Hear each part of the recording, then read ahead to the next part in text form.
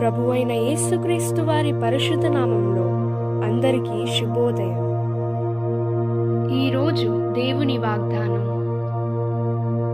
నీతిమంతులారా, యెహోవాను బట్టి సంతోషించుడి, ఉల్లాపించుడి. యథార్థ హృదయులారా, మీరందరూ ఆనందగానము చేయుడి.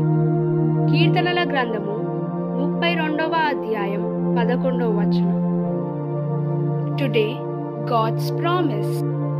Be glad in the Lord and rejoice, you righteous, and shout for joy, all you upright in heart. Psalms chapter 32 verse 11. आज परमेश्वर का वादा. हे धर्मियों, यहोवा के कारण आनंदित और मगन हो, और ये सब सीधे मन वालों आनंद से जय जयकार करो.